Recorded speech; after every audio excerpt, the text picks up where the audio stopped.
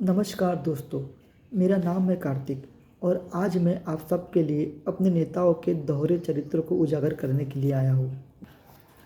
दोस्तों, हमारे देश के एक बहुत ही जाने माने नेता है जो पिछले 5 बार के मेंबर ऑफ लोकसभा रह चुके हैं। जी हाँ, मैं बात कर रहा हूँ राहुल गांधी जी के बारे में।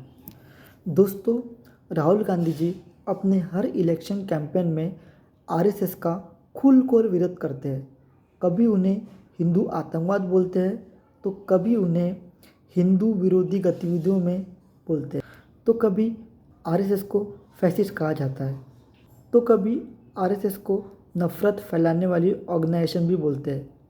दोस्तों, हमारे देश में ऐसी एक संस्था है जिसका नाम है पीएफआई अर्थात पॉपुलर फ्रंट ऑफ इंडिया। दोस्तों, पिछले कई सालों से पीएफआई अर्थात पॉपुलर फ्रंट ऑफ इंडिया देश विरोधी गतिविधियों में पाई गई है और अभी प्रीवियसली जो बॉम्बे हाई कोर्ट का एक वर्डिक्ट आया हुआ है जिसमें बॉम्बे हाई कोर्ट ने साफ साफ कहा है कि पीएफआई के पास भारत को 2047 तक के इस्लामिक कंट्री बनाने का पूरा रोड मैप उनके पास बनाया हुआ है। और दोस्तों, हमारे देश की सरकार ने पीएफआई को बैन भी किया हुआ है।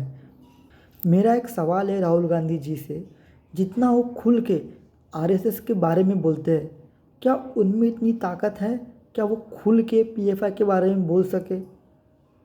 जी, वो कभी नहीं बोलेंगे क्योंकि मुस्लिम वोट बैंक उसके साथ जुड़ा हुआ है। दोस्तों, राहुल गांधी जी आरएसएस के बारे में खुल कर बोलते हैं। मुझे एक केस ऐसा बताइए जिसमें आरएसएस को एक आतंकवादी संगठन या आरएसएस के ऊपर किसी भी प्रकार की कार्रवाई की गई हो। दोस्तों, राहुल गांधी जी आरएसएस के बारे में इसलिए खुल के बोलते हैं ताकि उनको पता है कि हिंदू वोट बैंक उनसे दूर जाने वाला नहीं है। बट क्या वो पीएफआई के बारे में बोलेंगे?